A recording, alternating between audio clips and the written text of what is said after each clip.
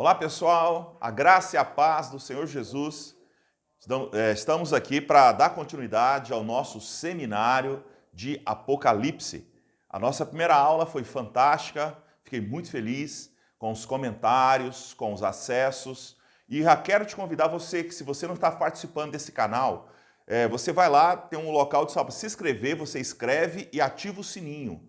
Aí todos os nossos seminários, quando estiver pronto, vai ser passado para você na sua rede social para que você possa assistir. Amém? E também, amado, convide alguém, um amigo, para que ele possa também participar desse momento tão maravilhoso de aprendizado, de conhecimento da palavra do Senhor Jesus. Tá ok? Só para estar lembrando também, o nosso estudo aqui, falei muitas coisas na nossa primeira aula, algumas delas nós vamos estar retomando e vamos pegar um pouco dessas coisas que nós retomamos e vamos expandir um pouco mais, tá ok? Talvez alguns conceitos não ficaram muito claros, mas só foi o lançar esse conceito e nós sempre vamos estar retomando. Um exemplo claro, para você entender isso. Digamos assim, ó, eu falo para você, uma casa, aí você sabe que uma casa. Depois eu te falo, essa casa tem um telhado. Aí você já imagina, uma casa com telhado. Depois eu falo para você, essa casa tem porta e janela. Aí você já imagina, uma casa com telhado, porta e janela. A hora que vê, a hora que na sua mente vai estar formada uma grande mansão. Tá ok? Então, devagarzinho, nós vamos dando conhecimento, dando chaves fundamentais para que você possa conhecer um pouco mais do livro de Apocalipse, tá bom? Então não fica preocupado, só não estou entendendo tanta coisa que foi dita. Realmente, nós falamos muita coisa na nossa primeira aula. E agora vamos retomar muito o que nós falamos lá e para dar uma ampliada, tá ok? Eu quero já estar respondendo a pergunta da Magda. Ela fez uma pergunta lá na rede, né? Sobre a seguinte questão, falamos um pouco sobre o futurismo e ela perguntou se é no futuro que tudo vai acontecer. Deu para entender que perguntando como se fosse assim. Quando isso vai acontecer? Quando vai ser esse futuro? Amado, olha, esse futuro eu creio que está próximo. Agora também eu não tenho como precisar que é daqui a um mês, daqui a um ano. Só o Senhor sabe. Mas com o andamento que está a humanidade, com o esfriamento, com o aumento do pecado, o aumento da maldade, tantas coisas ruins têm acontecido. E isso está fazendo o quê? Está, entre aspas, está adiantando a volta de Jesus. Qual a nossa função de tudo isso? É estar preparado. Eu tenho que estar preparado agora, eu tenho que estar preparado amanhã, eu tenho que estar preparado todos os dias. A nossa atitude como servo do Senhor é de estar em constante vigilância. Amém? E para isso nós contamos com um auxílio poderoso, que é o Espírito Santo sobre as nossas vidas. Ele vai te fazer você esperar, ele vai te capacitar você a esperar, vai te cobrir e te preparar para o retorno do Senhor Jesus quando ele buscar a sua igreja. Amém? Então vamos lá. Já pega a sua Bíblia, já abra aí no capítulo 1 de Apocalipse, já pega rapidamente, nós vamos estar retomando algumas coisas que nós falamos na nossa aula anterior, dando uma clareada um pouco mais. Então já abre a sua Bíblia no capítulo 1. Então, voltando, vocês lembram qual que é uma divisão natural que o próprio apóstolo João fala sobre o livro de Apocalipse? Estão lembrados? Onde que está? Qual versículo? Capítulo 1, você já sabe qual que é. Estão lembrados que é o versículo 19, tá ok? Eu trouxe algo aqui para nós que possamos clarear um pouco sobre isso. No versículo 19, olha o que está escrito aí. Escreve, pois, a estas coisas que viste, as que são e as que hão de acontecer depois dessa. Então, amado, uma divisão clara do livro de Apocalipse. Primeiro, a que você viu, capítulo 1, estão lembrados? As que são, capítulo 2 e o capítulo 3. E as coisas que irão acontecer depois destas, capítulo 4 ao capítulo 22. Amém? Então, amado, aqui nesse versículo 19, João dá uma visão clara, uma divisão clara do livro de Apocalipse.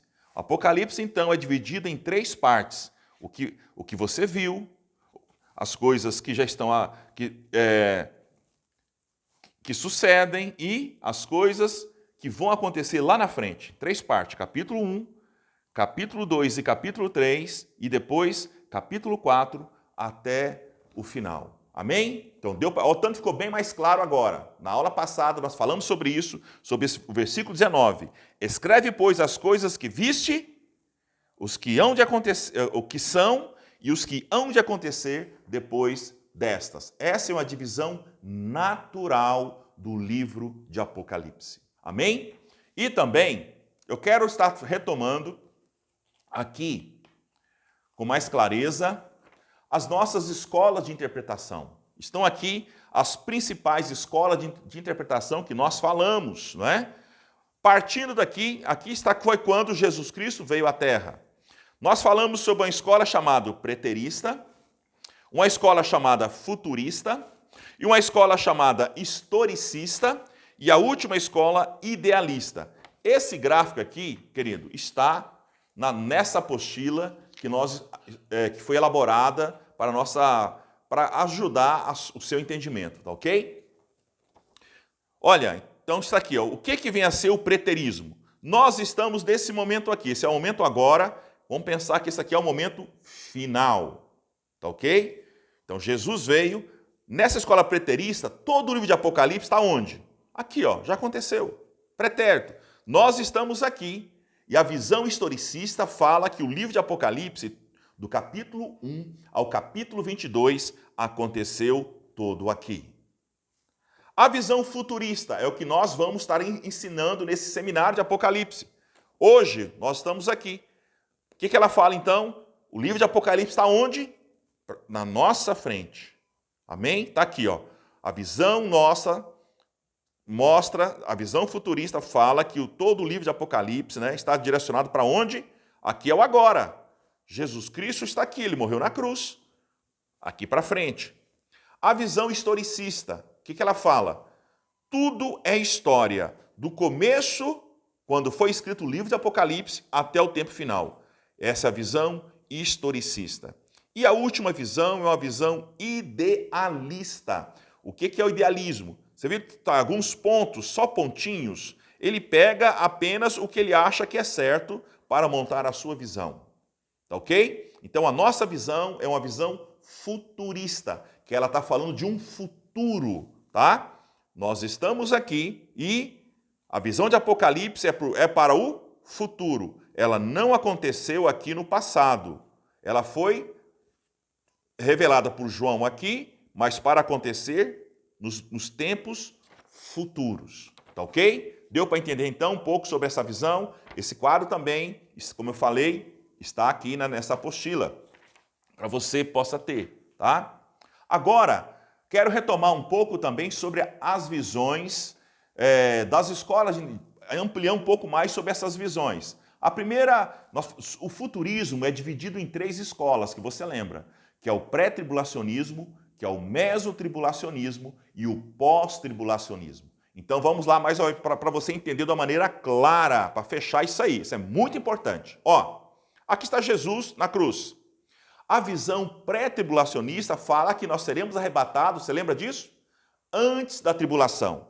Todo esse quadro aqui é um total de 7 anos. Aqui a metade dos 7 anos dá 3 anos e meio. E daqui para cá, mais 3 anos e meio. Esse aqui é o período da tribulação. Tá ok? É um período de tribulação. Após isso, tem um período que chama-se milênio. Nós vamos falar um pouco sobre o milênio. E, por último, é um período chamado eternidade. Tá ok? Então, vamos lá devagarzinho para você entender.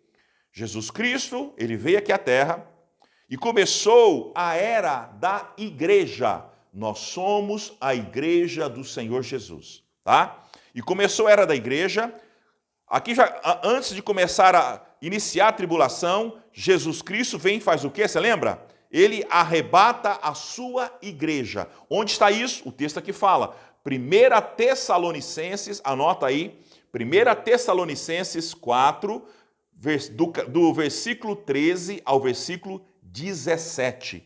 1 Tessalonicenses 4, do versículo 13 ao versículo 17. Então está aqui, ó. Jesus Cristo faz o quê? Leva a sua igreja para o céu. E começa um período de tribulação de 7 anos. Nesse primeiro momento aqui, ó, nesse início está falando que o anticristo, depois nós vamos explicar isso aí, tá vendo como é que eu falo? Nós estamos dando uma informação inicial e lá na frente nós vamos explanar muito sobre esses assuntos. É só para você entender. Mas está tudo na apostila. Nesse período aqui, o anticristo começa a reinar na terra durante 7 anos. O diabo vai reinar na terra durante 7 anos. Ele faz um acordo com Israel. Nesse acordo, ele faz um acordo com Israel, no sentido de que vai proteger Israel e, principalmente, ele promete para Israel o que ele mais deseja. Eu te pergunto, o que Israel mais deseja? É a volta de Jesus? Não é. O maior desejo de Israel é a reconstrução do templo. E o anticristo, quando a igreja estiver arrebatada, ele vai fazer um acordo com Israel. Tá ok? Nesse acordo ele fala que vai proteger Israel dos seus inimigos e vai reconstruir o templo novamente. E entregar as chaves para Israel para que ele volte a fazer os seus cultos, os seus ritos que fazia lá no Antigo Testamento. Tá ok? Então ele promete, o que Israel faz? Israel, querido, ele acha que esse homem é o seu Messias e abraça esse seu Messias, só que tem um detalhe. Olha aqui, ó.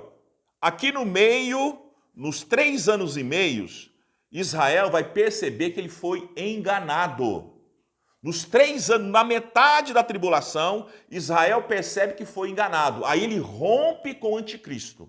Tá ok? Então, no primeiro momento aqui, Israel vai estar na tribulação, 3 anos e meio, enganado, na sua terra, protegida pelo anticristo, e também, com o seu templo. Está aqui, 3 anos e meio. E aqui na metade ele descobre, fomos enganados. Aí rompe esse pacto. E após isso começa mais 3 anos e meio de mais e mais intensidade.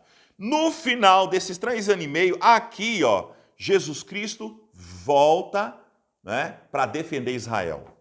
Tá ok? Estão lembrados então? Olha só. Recapitulando então.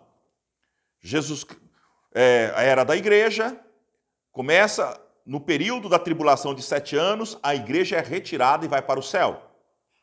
Satanás, através do seu anticristo, faz um acordo com Israel de dar o templo, e durante 3 anos e meio é velado isso aí. E no final dos 3 anos e meio, Israel descobre que foi enganado. Sabe por que ele descobre que foi enganado? Esse camarada aqui, anticristo, vai querer ser adorado. Aí quando Israel, o templo está pronto, agora nós teremos que adorar a ele, a Israel não aceita mais. Você entendeu? Israel descobre que foi enganado, porque esse anticristo, durante 3 anos e meio, está enganando Israel, mas no final aqui, ó, na metade, ele fala assim, eu sou o Messias e quero ser adorado por você. Entendeu? Israel, então, rompe esse tempo. Começa, então, um período de mais 3 anos e meio, e no final aqui, ó, nesse período aqui, está escrito aqui, aparecimento glorioso de Cristo. Nesse período aqui, vai haver uma guerra, nós vamos falar sobre ela depois, tá? Essa guerra chama-se Armagedon, você já viu esse nome. Nós vamos explicar bem tranquilo, não fique assustado não, com esse nome. Pastor, mas Armagedon, já vi falar sobre isso, assisti até filme sobre Armagedon. Nós vamos explicar, tá ok? Vai haver uma batalha porque Cristo, ó, a igreja vai estar aqui no céu, ó. Durante esses 7 anos, quem não for arrebatado vai ter que abraçar o chifronildo, vai ter que abraçar o demônio, porque ele vai estar aqui obrigando ele, e se não adorar, vai sofrer consequência. Durante 7 anos, a igreja está onde? Ó, lá no céu. A igreja não passa pela tribulação. Por isso que a nossa escola é o quê? Pré-tribulacionista. Esse pré quer dizer o quê? A igreja vai ser arrebatada antes do período da tribulação. Esses 7 anos aqui, a igreja não vai passar, tá ok? Quem não for arrebatado vai estar junto com Israel durante esses 7 anos aqui na terra, tá ok? E no final aqui, Jesus Cristo volta, né? E acaba com esse período aqui, tá ok? Depois não vão dar mais detalhes, é só para você entender aqui. Essa é a visão, então, pré-tribulacionista. Agora, a outra visão que nós falamos, a mesotribulacionismo. O que acontece? Essa visão já é um pouco diferente. Ele fala que, seguindo aqui, ó, o anticristo normal, Satanás faz o acordo com Israel e a igreja entra 3 anos e meio na tribulação. Na metade da tribulação, a hora que Israel descobre que foi enganado e quebra o pacto com o anticristo, e o anticristo, ao contrário, o anticristo que quebra o pacto, porque ele mentiu, né? Ele faz um pacto de 7 anos, mas com 3 anos e meio você, eu quero a sua adoração. E nesse período aqui, ó, a igreja é tirada do céu, né? Perdão, a igreja é tirada da terra. Aqui acontece na metade, por quê? Vai ter mais 3 anos e meio aqui. A igreja, então, nessa visão, meso, a palavra meso é o quê? Você está lembrado? Meio. A igreja entra até a metade da tribulação, tá ok? Então a igreja entra por 3 anos e meio, está todo mundo passando enganado, sofrendo algumas consequências aqui na terra, e na metade Jesus Cristo vem para buscar a sua igreja e faz o quê? Leva para o céu, tá ok? Essa visão mesotribulacionista. A visão, nós falamos então sobre uma visão pós-tribulacionismo. O que difere? O arrebatamento acontece a quando? Aqui, ó. No final, a igreja passa, estão lembrados? Passa por 7 anos aqui na terra, 7 anos de tribulação, e ela é o quê? Arrebatada nesse período aqui. A visão mesotribulacionismo. Tá ok? Isso é só para recapitulando que nós falamos a nossa primeira aula. Se você está com alguma dúvida, você coloca a sua dúvida aí, ou então você pode acessar a aula anterior que nós esclarecemos com mais detalhes um pouco sobre isso. Agora, como eu falei, só estou retomando o que eu falei lá, dando uma pincelada para você entender um pouco mais e avançando. Tá ok? E aí, querido, tranquilo o livro de Apocalipse? Fácil ou não é? Tá vendo? A gente pensa que é muito difícil, mas com os materiais, com a dedicação, a gente começa a entender e aprender um pouco mais sobre esta visão. É maravilhoso a palavra do Senhor, tá ok? Então tá aqui, ó, escola, voltando aqui, que nós estamos tratando, que nós vamos estar estudando, é isso aqui, ó. Essa é a nossa visão, tá ok? Visão pré-tribulacionismo. Nós vamos explicar todos a riqueza de detalhe, tá ok? Tem uma riqueza de detalhe aqui que hoje nós vamos começar a falar um pouco sobre isso aqui, para depois entrar em toda essa extensão. Tem muita coisa para ser dito aqui. O período da tribulação, tá? E eu quero também estar falando algo que eu não mencionei na nossa primeira aula. Dentro da visão futurista, existe uma escola chamada amilenismo. Nós não vamos estudá-la, mas eu não posso deixar de mencionar para você, porque ela é importante, ok? O que é o amilenismo? Ele fala que, nós falamos, só retomando aqui para você entender, ó. Pegar a escola novamente aqui, ó. Pré-tribulacionismo. Quando Cristo volta com a sua igreja, estão lembrados? Das duas palavras que nós falamos a aula passada. Uma é parousia e a outra é epifaneia. Estão lembrados? O que é parousia? É o arrebatamento da igreja. É secreto, é rápido. Somente os crentes em Cristo verão. É aqui, ó. Isso aqui, amado, chama-se parousia. É só para os salvos, só para o cristão, só para a igreja que vai ser arrebatada. Parousia. Então a parousia é arrebatamento. Ele leva a sua igreja para os ares. E aqui ele volta para a sua igreja. É a segunda palavra, epifaneia. É o aparecimento glorioso de Cristo com sua igreja. Tá ok? E ele veio para fazer o quê? Para implantar um período chamado milênio. Tá? O milênio vai acontecer após a tribulação de 7 anos. Milênio, tá ok?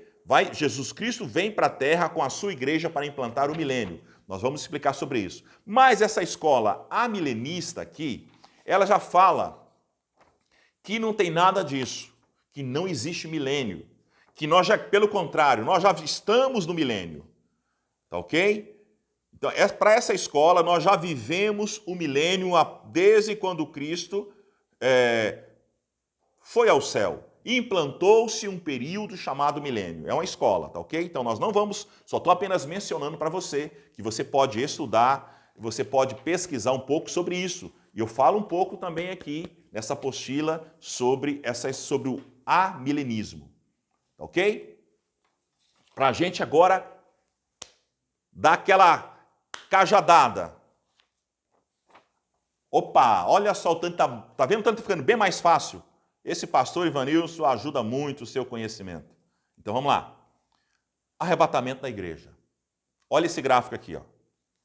Olha o período de 7 anos. 3 anos e meio e depois 3 anos e meio.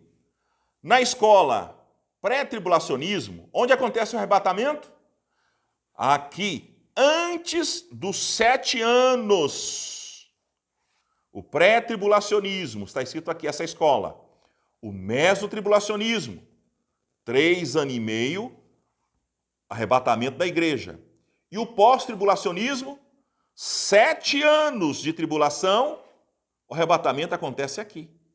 Tá ok? Olha o tanto que ficou tranquilinho, essas 3 escolas. São as 3 principais.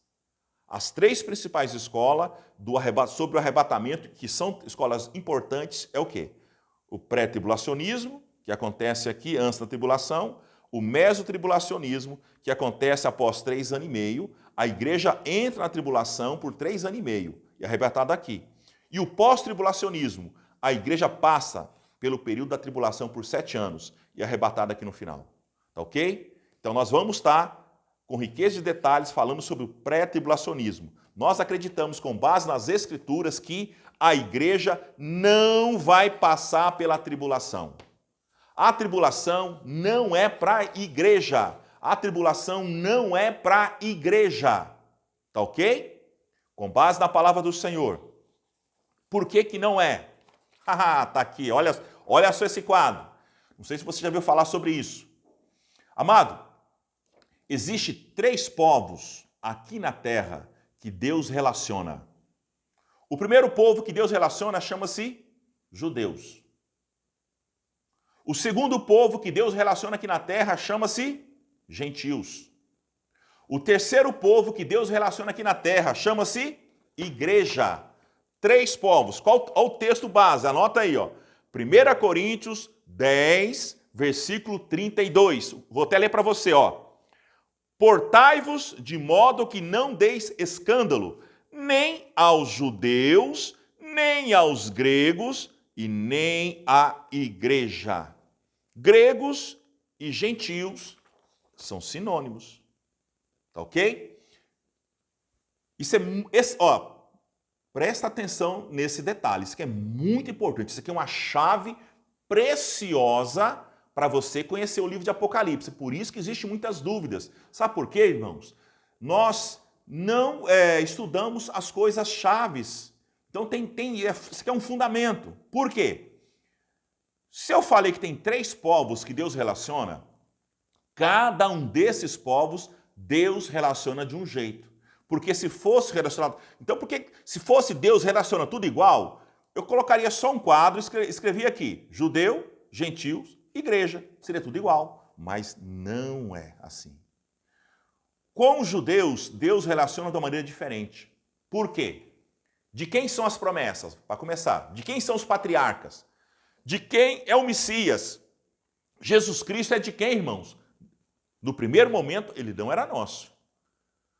De quem era a promessa? No primeiro momento, não era nosso. Tudo que está no Velho Testamento, as promessas, é para Israel. Tá ok? Hoje, querido, tenta encostar a mão em Israel para ver. O próprio Deus lá do céu defende.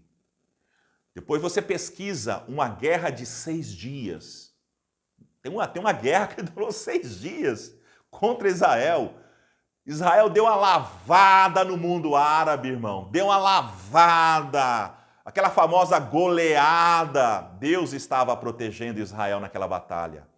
Toca em Israel. Aqueles tiros que você vê, aqueles mísseis balísticos, aquilo não dá em nada, irmão. Ninguém toca em Israel. Se tocar em Israel, vai estar tocando no próprio Deus. Todo mundo tem medo de Israel. Não é porque Israel... já o pessoal fala assim, Israel tem a bomba atômica. Não é porque Israel tem a bomba atômica. Porque Israel tem um Deus da bomba atômica. Entendeu? O primeiro povo, então, que nós vemos, que Deus trata, é o povo judeu, de uma maneira toda especial. O segundo povo que Deus trata é o povo chamado gentil ou grego, ou nações. São 3 palavras que podem ser ditas aqui. Gentil, grego ou nações. É tudo a mesma coisa. Deus tem uma maneira particular de tratar com todas aquelas pessoas que não... vamos dizer assim, quem são esse gentil, povo, os gregos e nações? Todos aqueles que não aceitam Jesus como seu Senhor e Salvador. Como que Deus trata esse povo? Tem algo que chama-se graça universal. É aquela graça que ele dá para todas as pessoas. A chuva é uma graça universal. O ar, quem respira o ar? O ímpio ou aquele que serve a Deus? Todos nós respiramos o ar. Entendeu? Então, Deus tem uma maneira geral para tratar com esse povo. Mas aqui, por último, ele tem um povo que chama-se igreja. É um tratamento também diferenciado. Amém? Nós somos a igreja. A promessa do arrebatamento não é para o judeu, porque o judeu não quis Jesus Cristo. Jesus Cristo veio à terra e eles não quiseram como seu Messias. A pessoa que não serve a Deus quer o arrebatamento? Também não. Mas Jesus prometeu o arrebatamento para quem? Para a igreja. Tá ok? Quem é a igreja então? Agora tem essa questão. Quem é a igreja? Todos aqueles que aceitam Jesus Cristo. Quem? Se o judeu aceitar Jesus Cristo, ele passa para o lado de cá. Passa a ser igreja. Se o gentil, grego ou nações aceitam Jesus Cristo, ele passa a ser igreja. Amém?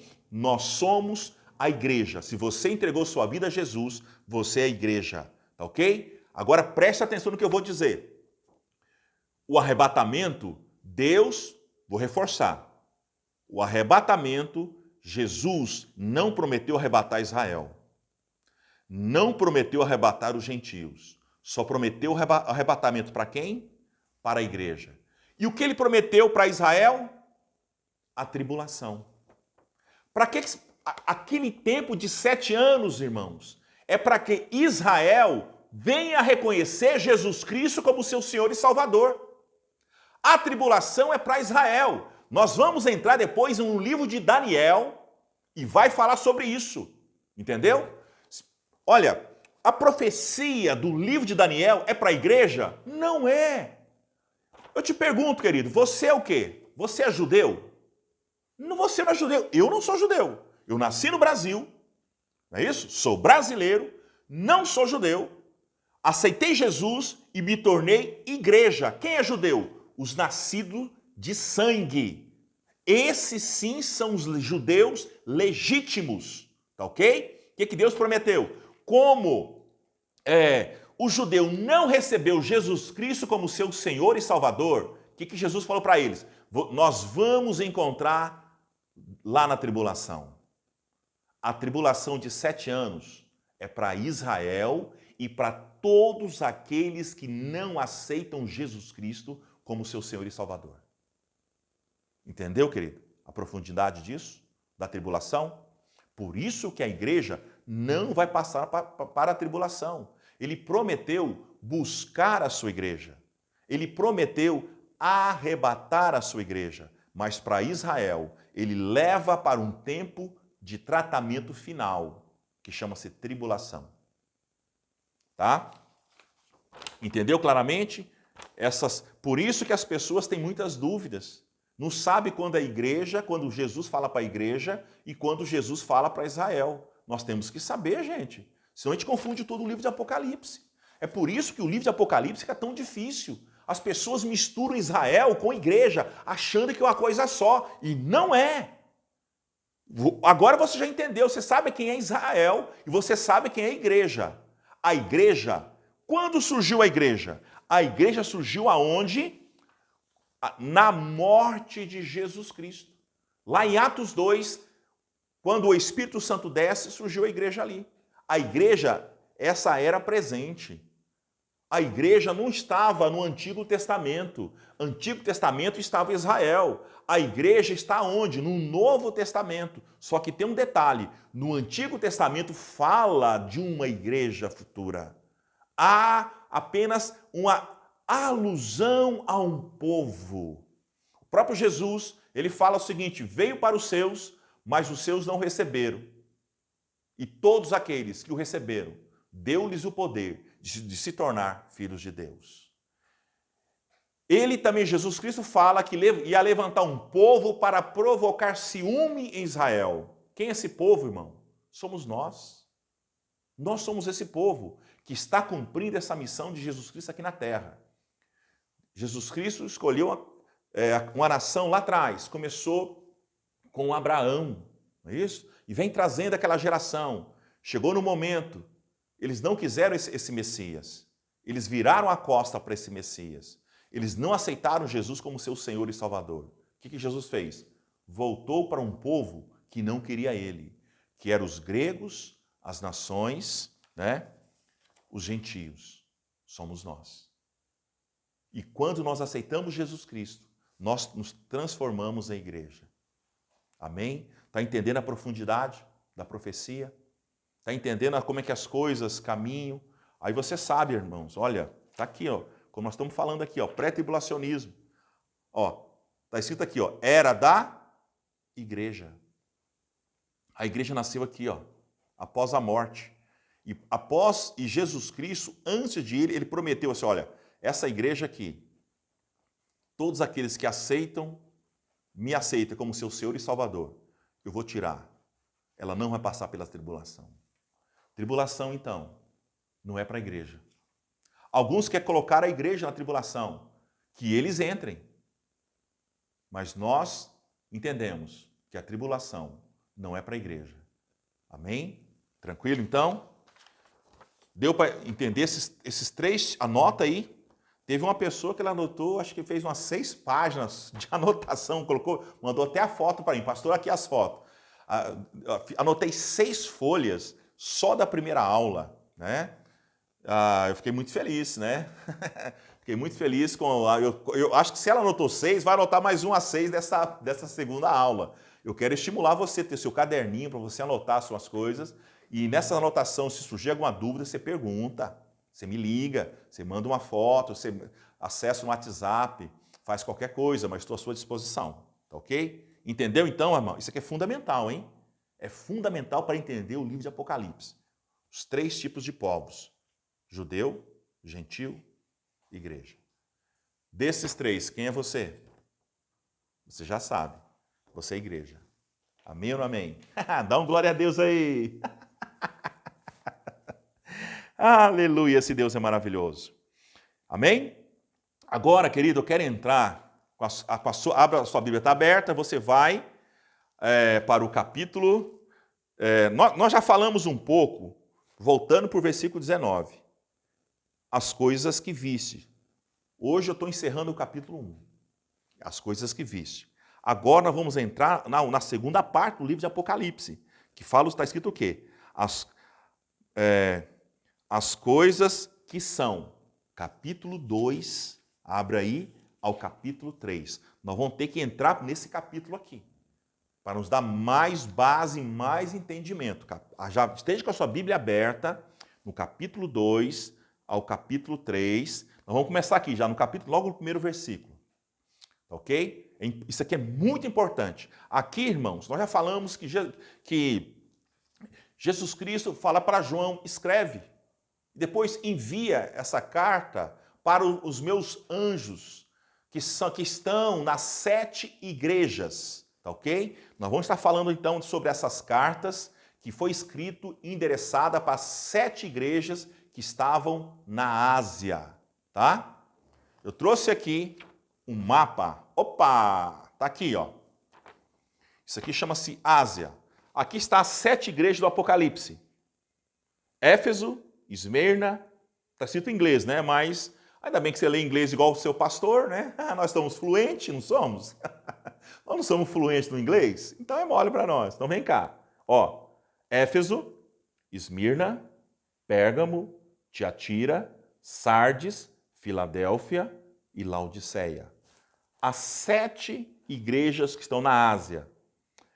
Aqui está marcado aqui, ó, Pátimos. Tá vendo isso aqui? É nesse local que o apóstolo João foi preso. Tá aqui, ó. Você lembra que eu falei que ele foi exilado para morrer na prisão na ilha de Pátimos? É esse local aqui, ó. Aqui para baixo está Israel. Pro lado de cá está a Itália. Tá bom? Para você localizar no mapa mundi. Deu para entender então? Aqui estão as 7 igrejas que é direcionado, né? Que Jesus fala para João, escreve para as 7 igrejas, a Éfeso, Esmirna, Pérgamo, Tiatira, Sardes, Filadélfia e Laodiceia. Nós vamos agora estar falando um pouco sobre essas 7 igrejas, o que cada um tinha, qual que era o problema de cada um, qual que era o alerta para cada um que precisava ter feito e a promessa e a recompensa que o próprio Jesus promete a cada uma dessas igrejas. Tá certo, querido? Olha, eu vou depois, essas transparências, eu vou estar disponibilizando, né, no nosso grupo, né? Se você não tem, você dá o seu nome, anota o seu telefone, que eu vou estar mandando para você essas transparências, essas fotos que eu tirei, essas impressões, vamos dizer, essas impressões, eu tenho tudo, tá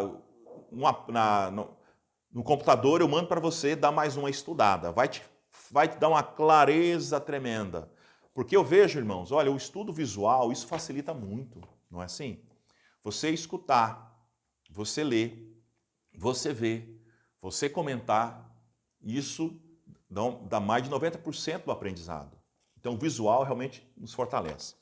Deu para entender, então, sobre... Aqui está a Ásia, as 7 igrejas, que está no capítulo 2 ao capítulo 3, tá ok? É o que nós vamos estar entrando agora, isso é muito importante, tá? Então, por que as 7 igrejas? Essas 7 igrejas, elas representam períodos da história da igreja. São 7 períodos que, no pé da palavra, já passaram. Essas 7 igrejas não existem mais. O que existe dessas 7 igrejas hoje são apenas suas ruínas. Tem as ruínas de Éfeso, as ruínas de Esmirna, de Pérgamo, de Tiatira, de Sardes, de Filadélfia e de Laodiceia. São apenas ruínas. Elas não existem mais. Tá ok? Essas igrejas já passaram.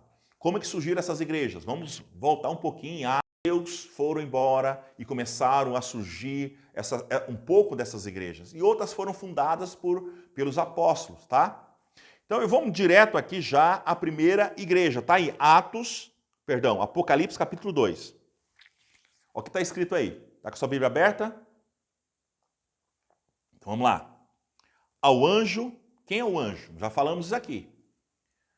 Primeiramente, Jesus fala com o anjo da igreja. E o anjo da igreja é o líder da igreja. É o principal líder da igreja.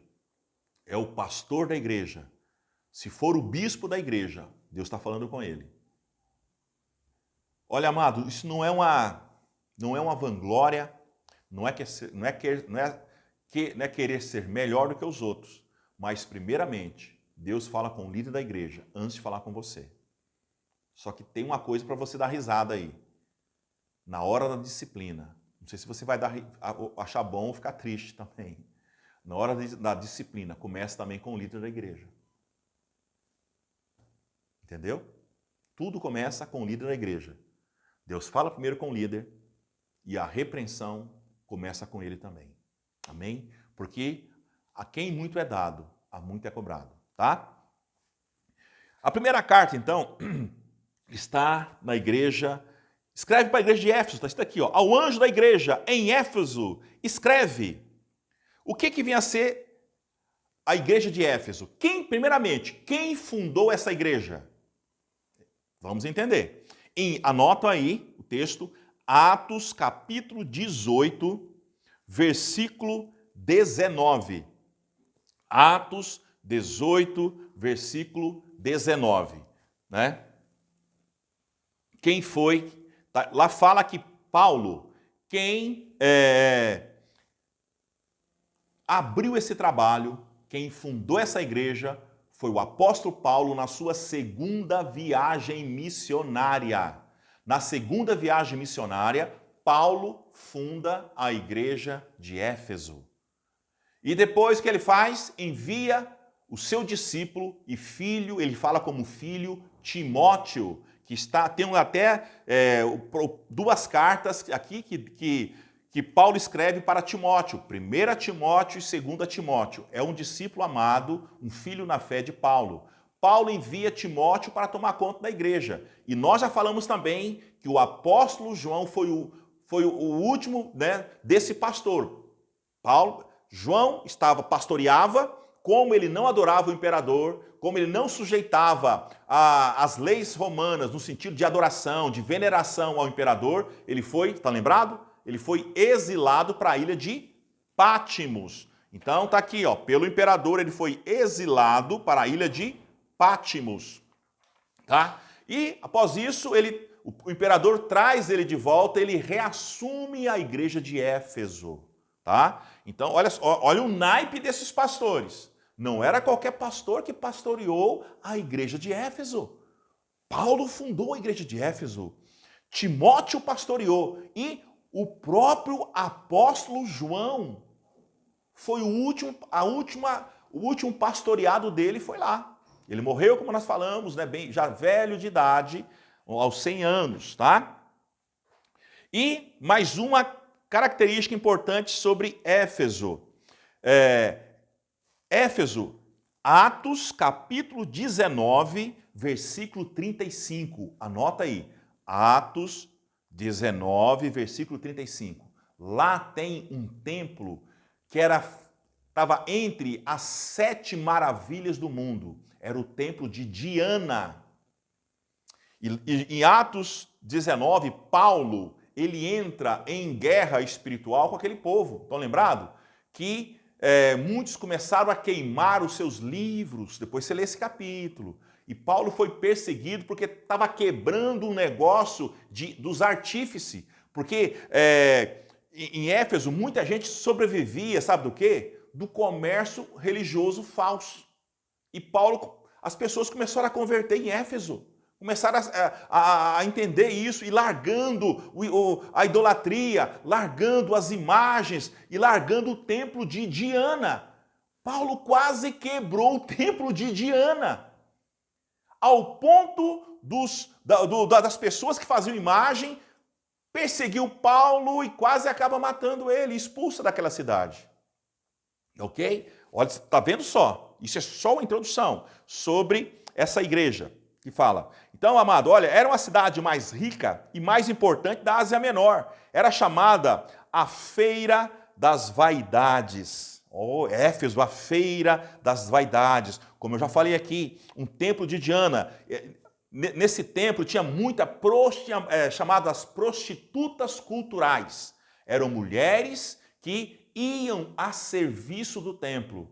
Estavam lá para adorar e também para prostituição. Essa adoração a Diana envolvia prostituição, envolvia sexo, era o que acontecia nesse templo. Aquela palavra, bacanal, tudo isso acontecia lá. Terrível, terrível esse templo, tá? Então tinha a sua sacerdotisa, não era sacerdotisa, eram prostitutas que estavam a serviço do templo, para os fiéis que iam lá.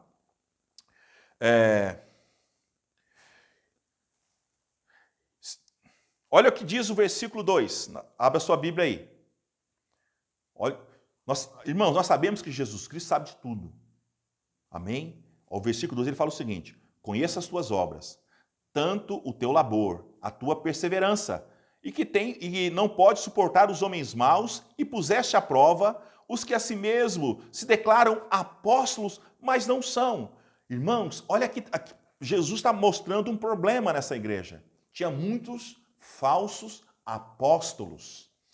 O que significa apóstolo? Essa é outra questão que nós vamos ter que entender. A palavra apóstolo vem do grego apostelo.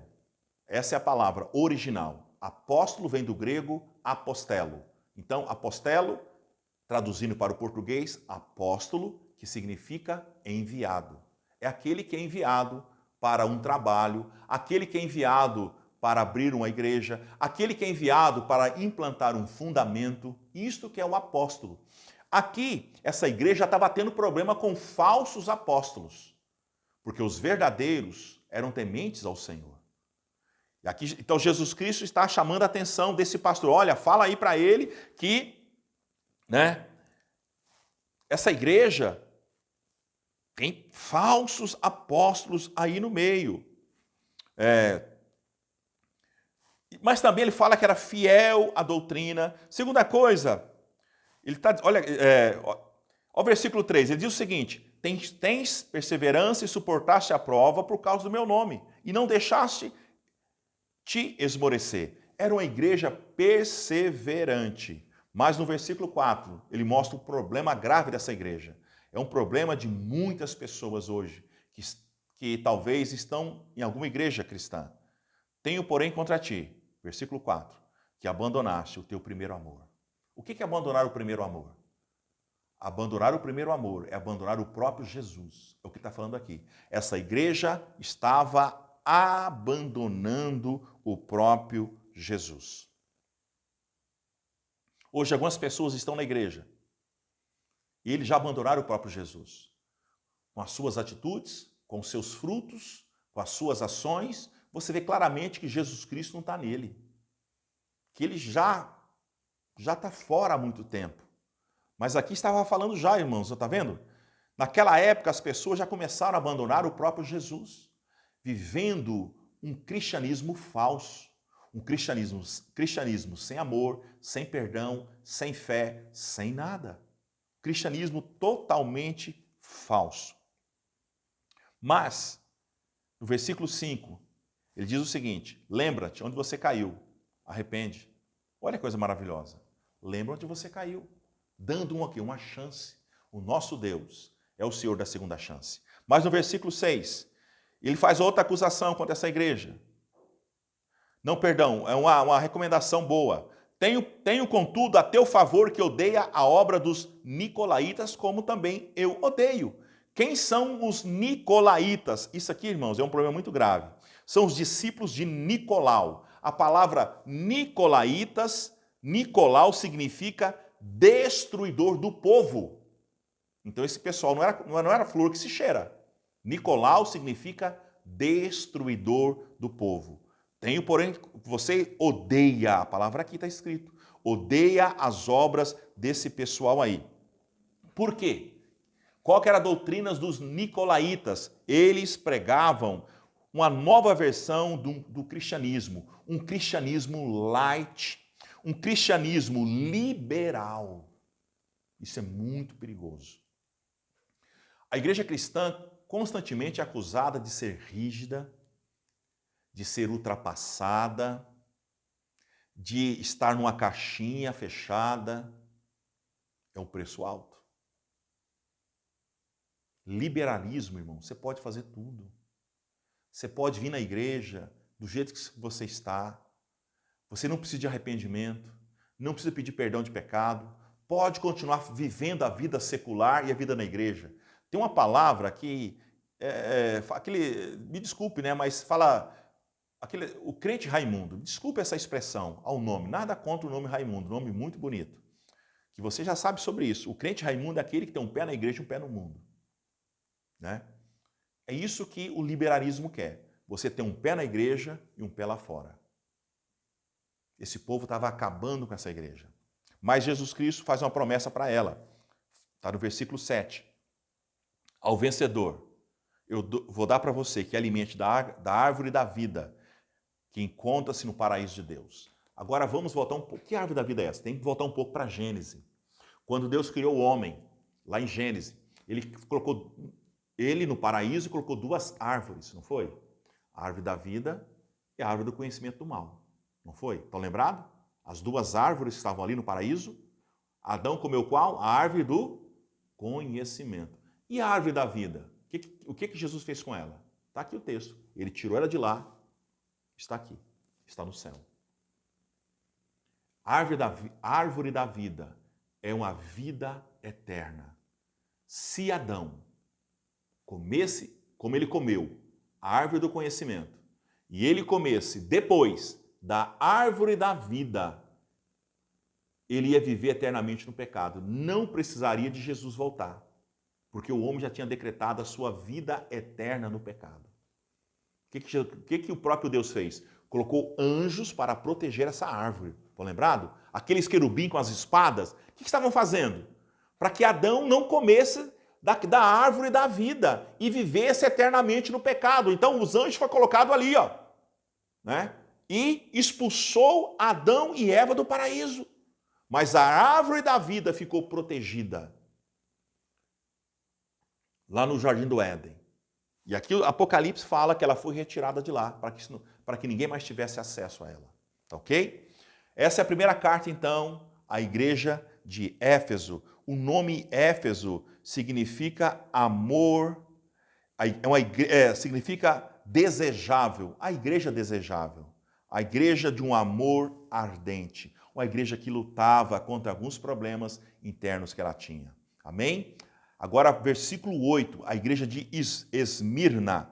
A palavra Esmirna significa amargura. Então, nós podemos ver que essa igreja sofria muito, né? Sofria muito, né? Qual era a característica dessa igreja?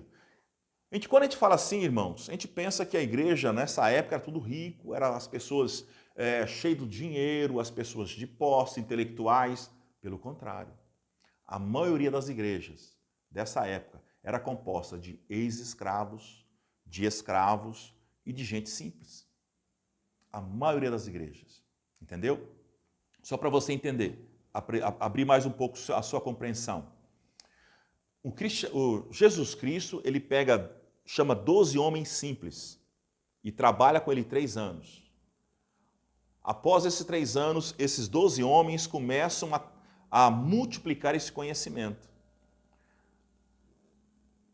No século 100 anos após a morte de Jesus, a igreja de 12 pessoas já era 10% do Império Romano.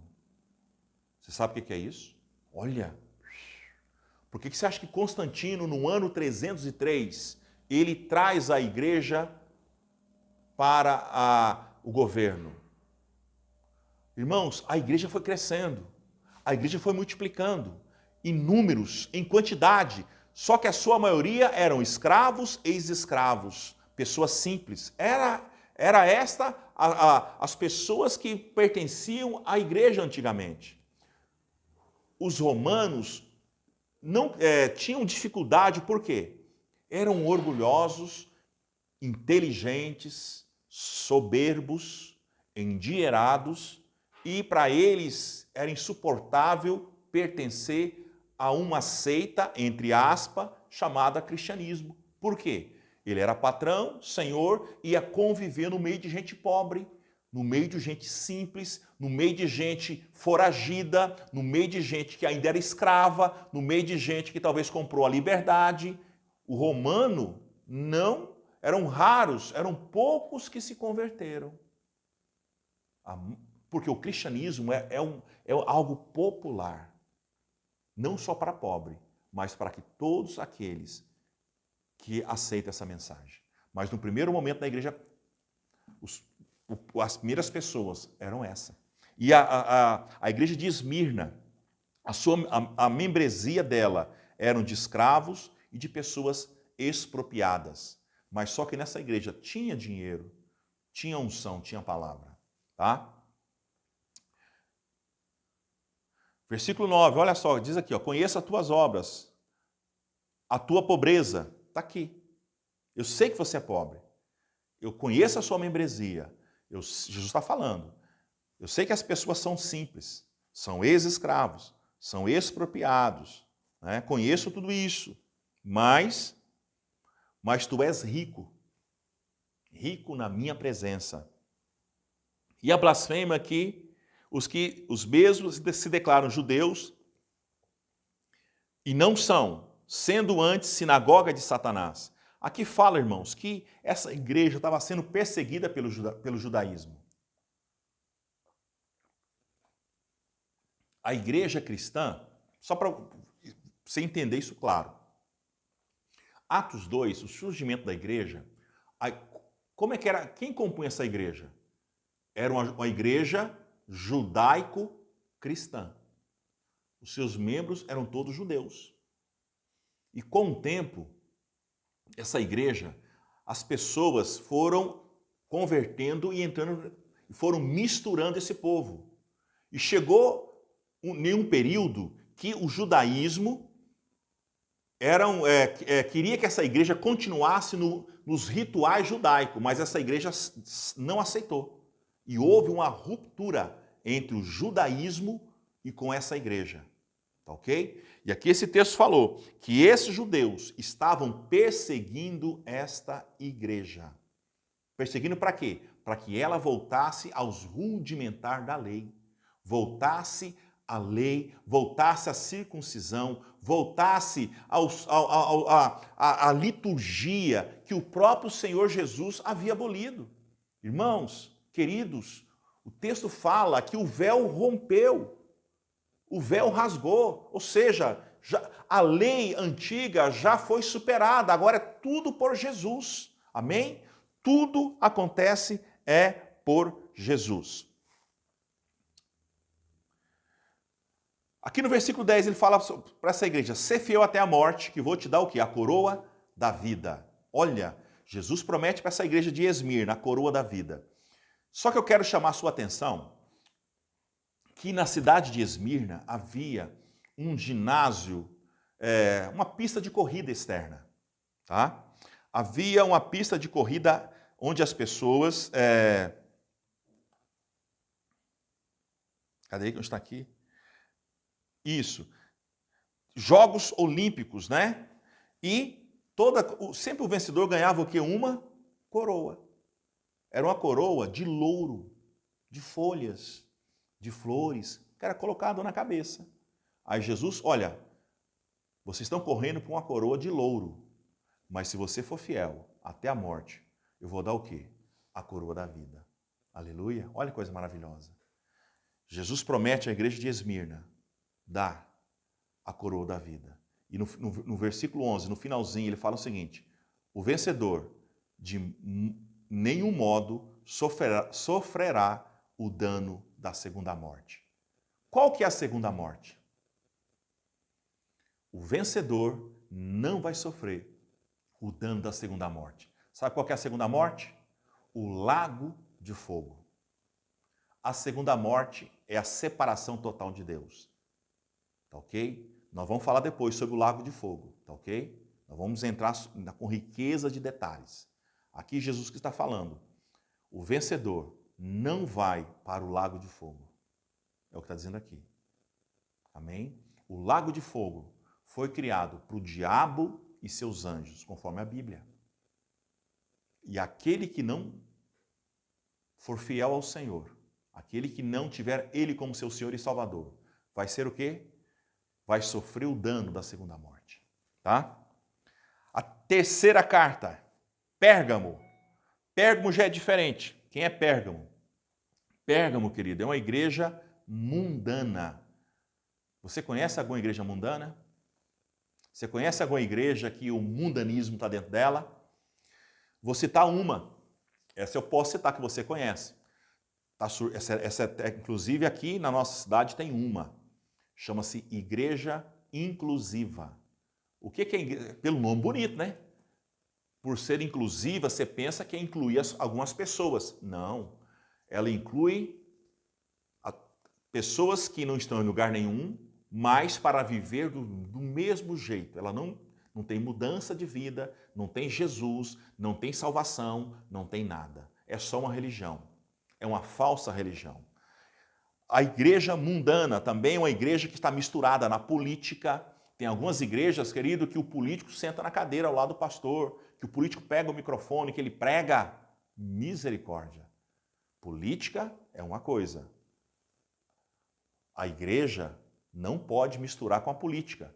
Nós temos que conhecer a política, nós temos que votar, exercer o nosso papel, mas nós não vivemos de política. Nós não somos voz política, nós somos voz profética. Amém? Você, querido, é voz profética, você não é voz política. Tá? Então tá aqui, a igreja de Pérgamo. Vamos direto aqui já para o... olha o versículo 13. Conheço o lugar que habitas, onde está o trono de Satanás. Espera aí, Satanás tem trono? Está escrito aqui. Trono de Satanás. Então quer dizer que o negócio estava feio.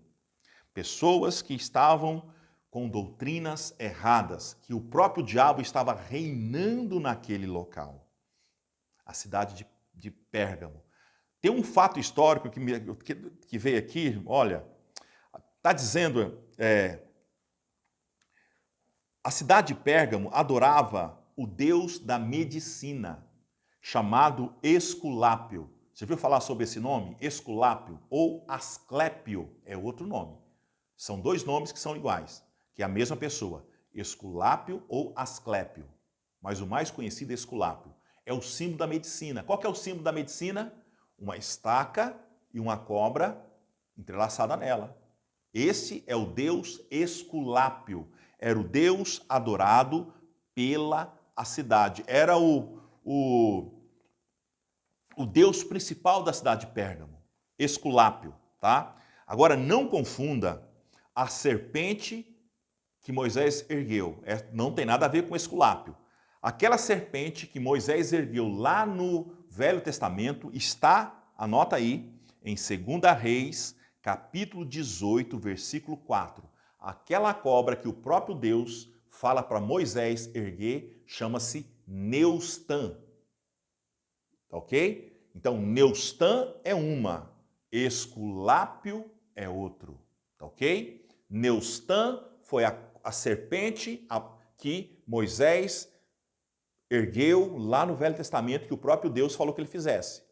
Agora, aqui em Pérgamo, chama Esculápio, é o deus da medicina. E fala que Pérgamo tinha uma universidade, o povo já estudava medicina. Hoje, atualmente, o enfermeiro usa o quê? Pode olhar o símbolo da medicina, do enfermeiro, do médico, é um pedaço de pau e uma cobra entrelaçada. O nome daquilo chama-se Esculápio. É o deus da medicina. Mas aqui, agora no versículo 14, fala que essa igreja de Pérgamo, tanto que ela era misturada, tolerava a doutrina de Balaão. Quem foi Balaão? Está no Velho Testamento, está lá em Números, capítulo 25, anota aí. Números 25, versículo 1 ao versículo 2. Balaão é um falso profeta, que ele trouxe a sexualidade, o culto falso para o meio do povo de Deus. E aqui está falando que essa doutrina estava novamente entrando. Como é que era aqui? Ó? Que comer coisas sacrificadas aos ídolos e praticar a prostituição. Então, a doutrina de Balaão estava dentro da igreja de Pérgamo, que é comer a mesma comida que sacrifica aos ídolos. É igual aquele quando você vai na rua, você encontra talvez ali algum despacho, né? E tem uma galinha, você vai lá e come. Não faça isso. Tem um vidro de pinga, ou uísque, ou champanhe, você vai lá e bebe. Não faça isso. Porque aquilo ali é dedicado, algo que é dedicado a um Deus, a um falso Deus. E Balaão falou assim, nós podemos comer aquilo. Nós podemos comer aquilo que é sacrificado aos falsos deuses. Isso é errado, tá ok? Então essa doutrina está dizendo que poderia comer qualquer coisa. Mas aqui no versículo final ele diz o seguinte, olha, versículo 17. Ao vencedor, vou te dar um maná escondido, bem como darei uma pedrinha branca, sobre essa pedrinha escrito um novo nome, o qual ninguém conhece, exceto aquele que o recebe. Deus promete dar o quê? Um novo nome a essas pessoas, né, que são vencedoras. Próxima carta, a igreja de Tiatira. Tiatira é uma igreja profana. O que significa o nome Tiatira? Quem sacrifica sempre. Né? Uma igreja rica, porém, ela tinha um problema gravíssimo. Está aqui no versículo 20. Tolera a profetisa Jezabel. Jezabel, irmãos, foi uma mulher terrível, que ela perseguiu o profeta Elias, que ela manobrava a cabeça, os pensamentos e as atitudes do seu marido Acabe. Basicamente, ela reinou em Israel. Uma mulher maligna, que trouxe a falsa idolatria, que fez tanto mal para a nação de Israel. Ela reaparece aqui, ó, com os ensinos de Jezabel. Né? Jezabel é uma falsa profetisa. E cuidado, irmãos. Então, isso já é um alerta que nos últimos dias surgiriam os falsos e as falsas profetisas para enganar o povo. Tá? Mas, ó, tenho porém contra ti, você está tolerando, Tiatira, essa igreja, essa falsa profetisa. Mas no versículo 21 ele dá um tempo para ela se arrepender. Olha aí para você ver. Dou tempo para que você se arrependa. Irmãos, olha, todo pecado tem solução. Nós temos que pedir perdão, temos que arrepender e mudar de vida. Arrepender e fazer as mesmas coisas não resolve. O arrependimento, então, está envolvido com mudança de vida, tá? E qual a recompensa que Deus dá para essa igreja? Olha, darei, versículo 26, acompanha comigo aí. Darei autoridade sobre nações, e com cetro de ferro as regerá, e as reduzirá a pedaço, como se fossem objeto de barro. Versículo 28, dar-lhe-ei ainda a estrela da manhã. Olha que promessa maravilhosa. Tá vendo, irmãos? No meio de tanto problema, Deus sempre dá uma promessa para aquele que quer mudança. Deus sempre dá uma promessa para aquele que quer vitória. Amém? Olha, o que é a estrela da manhã? Isso quer dizer que você vai brilhar.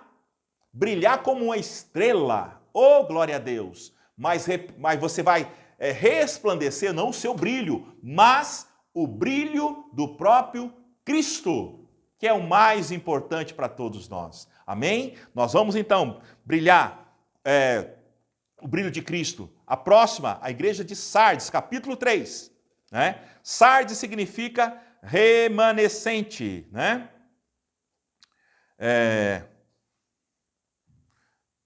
Destacando aqui algumas coisas sobre essa igreja.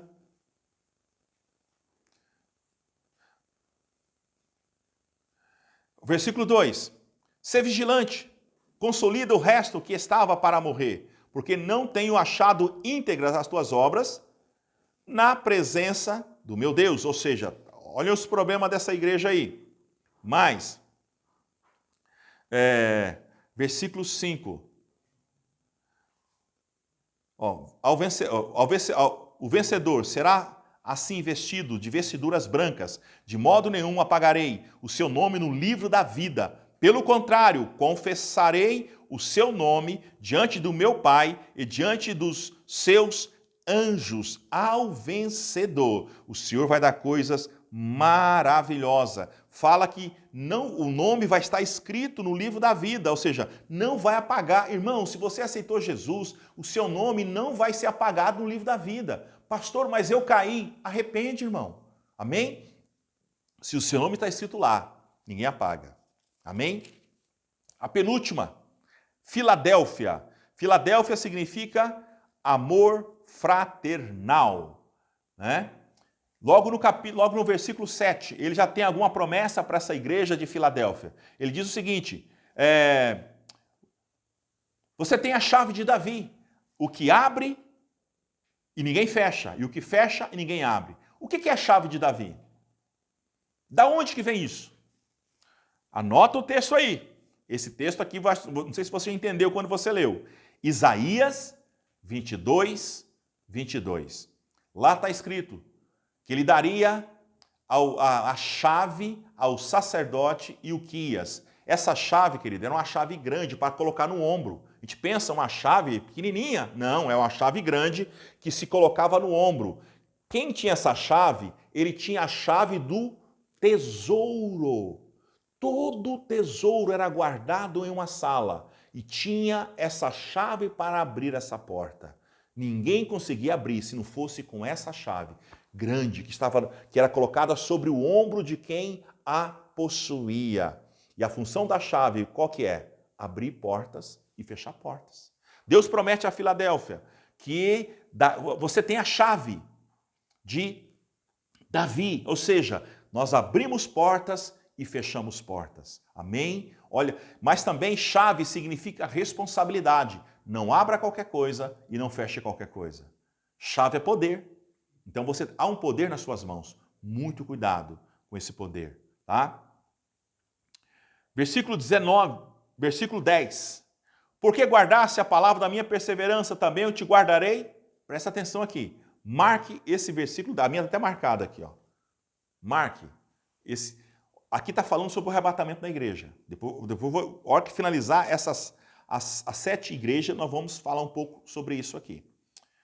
Porque guardaste a palavra da minha perseverança, também eu te guardarei na hora da provação que há de vir sobre o mundo inteiro para experimentar os que habitam sobre a terra.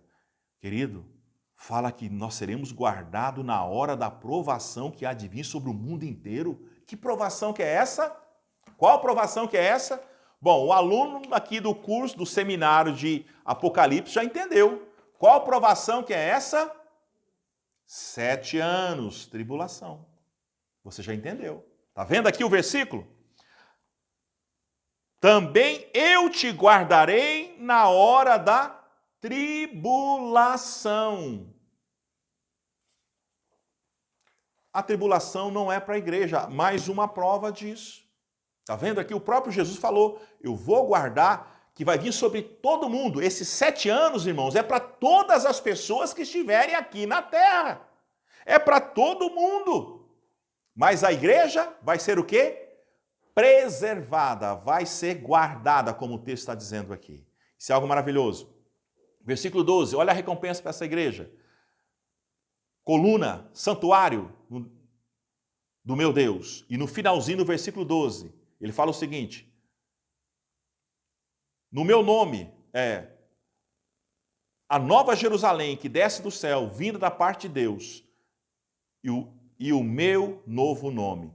Para a igreja de Filadélfia, ele promete a nova Jerusalém, a Jerusalém celestial. Nós conhecemos a Jerusalém terrenal. Está lá em Israel. Lá está a Jerusalém terrenal.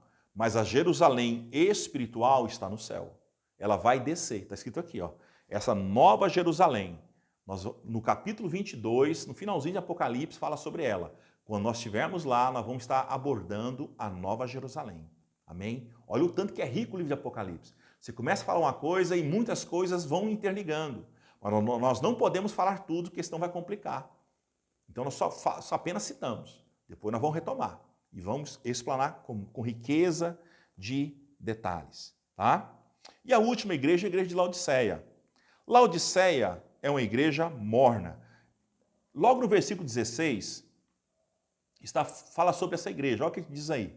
Assim, porque tu és morno e nem quente, nem frio, estou a ponto de vomitar da sua boca. Sabe o que quer dizer isso aqui ao pé da letra? Isso aqui é muito importante. Laodiceia, para você entender, tinha duas cidades antes de Laodiceia. E Laodiceia ficava aqui embaixo. Não é isso? Deixa eu pegar aqui a carta de Laodiceia. Está aqui, ó. A última carta, Laodiceia, está aqui. Tinha duas cidades antes de Laodiceia, e Laodiceia ficava aqui embaixo. Saía águas dessas duas cidades, dessa cidade de cima saía uma água, dessa cidade de baixo saía a água, o curso de água, e essas duas águas vinham, ajuntava e descia e ia em direção a Laodiceia. Aqui Jesus Cristo está falando sobre isso. A cidade chamava Hierápolis, tinha águas quentes termais.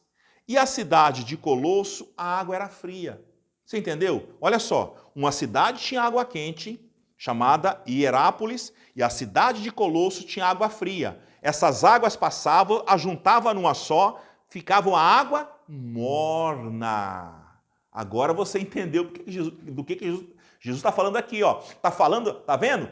Essas águas, assim como essa água que você tem nessa cidade, é uma água imprópria para o uso imediato, porque é uma água morna.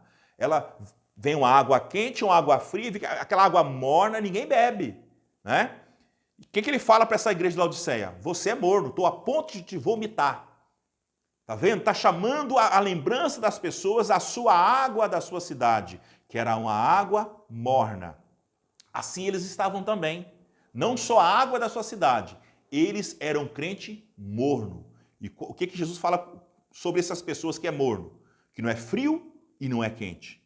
Não é morno. Estou a ponto de vomitar da minha boca. Mas no versículo 21, ele dá uma promessa para ela. Sentar-se eu comigo no meu trono, assim como também eu venci e me sentei com meu Pai no trono. Amém, amado? Então, essa aqui são o capítulo, nós acabamos de falar aqui, capítulo 2 ao capítulo 3. Agora tem uma questão importante, antes de nós finalizarmos aqui. Qual dessas igrejas aqui que vai ser arrebatada? Você já entendeu, já até adiantei. Não é a igreja de Éfeso, não é a igreja de Esmirna, não é a igreja de Pérgamo, não é a igreja de Tiatira, não é a igreja de Sardes, é a igreja de Filadélfia. Aleluia! A igreja dessas 7 igrejas, a igreja que vai ser arrebatada é a igreja de Filadélfia. E qual é a igreja que vai ficar aqui na terra? A igreja de Laodiceia. Amém? A igreja de Laodiceia é a igreja que vai ficar aqui na terra.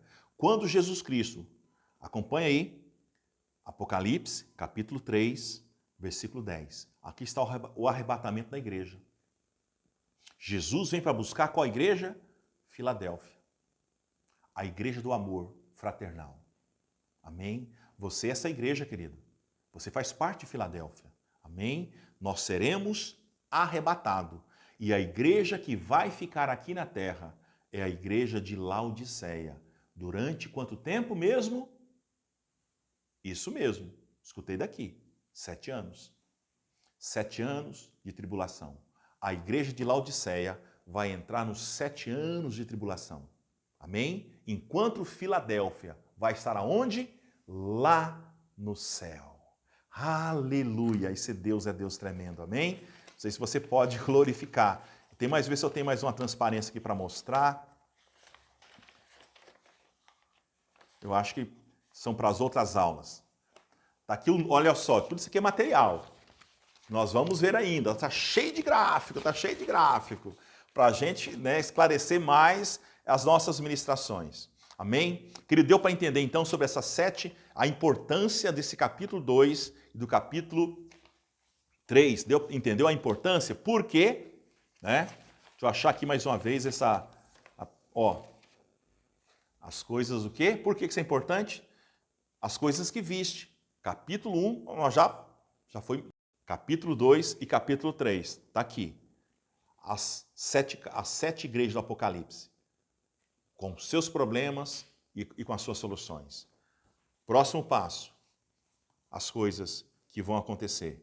Capítulo 4 ao capítulo 22. Amém? Então, nós já percorremos as coisas que você viu. Capítulo 1. Hoje, nós vimos capítulo 3, 2 e 3. As coisas que são. Próximo passo. Entrar aqui. As coisas que vão acontecer. Amém? E você já entendeu, então, que a igreja de Filadélfia é a igreja que vai ser arrebatada. Agora, querido, eu quero fazer... Talvez você está perguntando, pastor, mas a igreja atual, ela só tem as características da igreja de Filadélfia? Essa é uma pergunta interessante. Não sei se você pensou nisso. A igreja atual, ela tem só as características da igreja de Filadélfia? Não. A igreja atual, ela tem característica da igreja de Éfeso. A igreja atual tem característica da igreja de Esmirna, de Pérgamo, de Tiatira, de Sardes e até de Laodiceia. A igreja atual tem característica das 7 igrejas. Analise para você ver. A nossa igreja atual, no Brasil, no mundo, e você começa a identificar tudo que está escrito aqui. Nós temos. Porém, a nossa marca é Filadélfia. Nós podemos ter as características das 7 igrejas dentro dos nossos templos, mas a nossa marca é Filadélfia. Amém? A igreja que vai ser arrebatada é Filadélfia. Eu te pergunto, irmãos, você já faz parte dessa igreja? O que é fazer parte da igreja? Nós já vimos aqui também, né? O que é fazer parte da igreja? Quero pegar aqui, né? Opa, tá aqui. O que é fazer parte da igreja? Tá aqui. É aceitar Jesus como seu Senhor e Salvador. Quando nós aceitamos Jesus como Senhor e Salvador, nós fazemos parte da igreja. Amém? Então, amado, prepare para encontrar com o Senhor teu Deus. Tá ok? Se você deixa as suas perguntas, as suas dúvidas, você pode me acionar pessoalmente no telefone, deixar uma mensagem no WhatsApp, procurar falar comigo. Qualquer dúvida, estou à disposição. Não estou aqui apenas para gravar um estudo, não estou aqui para isso. A minha intenção, irmãos, não é só estar aqui de frente a câmera e falar o que eu acho, falar o que eu já estudei. Isso não é o objetivo meu. O meu objetivo é compartilhar conhecimento, é trocar informação. Então é muito importante o seu feedback, é muito importante o que você acha. Eu digo para você, essa aula de hoje foi pesada. Foi muito pesado. Foi aquela aula de arrastar, né? De muito conceito, bem conceitual.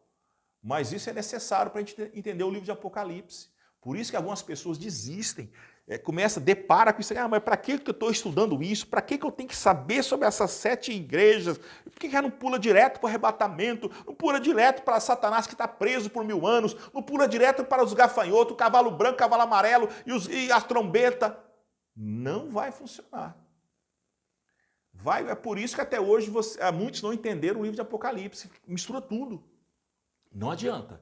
Nós temos que parte por parte. E você já entendeu que cada aula, cada parte que nós estamos falando aqui, ela é importante. É muito importante. Tem as partes densa e tem as partes mais tranquila. Essa parte hoje foi muito densa. Foi muito teórico, bem assim, preso, né, ao que está escrito, né?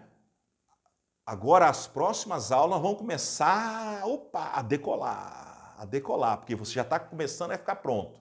Igual o avião. O avião, antes de pegar voo, ele taxia, ele corre a pista para depois, né? A hora que ele está na cabeceira da pista, ele faz o quê? Liga as turbinas no máximo para o avião começar a decolar. Que parte nós estamos nesse voo, pastor? Irmãos, nós já taxiamos, Nós já percorremos toda a pista. Agora, nós vamos começar a acelerar o avião, para que esse avião comece a correr na pista de decolagem e comece a voar. Amém? No conhecimento e nas informações. Abra o seu coração, tá ok? Se você ainda não inscreveu, escreva, clica aí o sininho, faça parte conosco. Deixe os seus comentários, que é muito importante para mim, para que eu possa ampliar. Talvez o pastor, olha, explique mais aquilo, a gente retoma. Como eu falei, se você tem alguma pergunta, deixa a sua pergunta aí, que na próxima aula 3 eu já começo respondendo as perguntas que estão escritas ali, tá ok? Então deixa a sua pergunta, pode ser pergunta do que eu já falei, pode ser pergunta do que eu ainda não falei, pode ser pergunta das coisas que talvez eu talvez nem vou tocar no assunto, mas estou à sua disposição, tá ok? Deixa a sua pergunta para que a gente possa te responder na próxima aula, tá? Compartilhe, por favor, esse estudo com os seus amigos, com seus parentes, para que eles possam também participar desse maravilhoso e fantástico estudo. Porque o livro de Apocalipse, irmãos, é um livro atual. O livro de Apocalipse está batendo na porta. Amém? Está batendo na sua porta. Está batendo na minha porta. E nós temos que nos preparar. Amém? Vamos orar? Pai, nós te louvamos, te agradecemos por essa rica oportunidade de mais uma aula, a segunda aula do Seminário de Apocalipse. Meu Deus, esteja com esses alunos. Abra a mente, abra os corações. Ó Senhor, desperte, ó Deus, o amor pela palavra. Desperte em cada um deles o prazer em estudar, para aprender coisas novas e principalmente, ó Deus, viver uma vida de prática, não só teórica, mas praticar o que está aprendendo. Eu os abençoo e declaro a graça, unção, o poder do Espírito Santo sobre a vida deles, em nome de Jesus. Amém? Beijo no coração.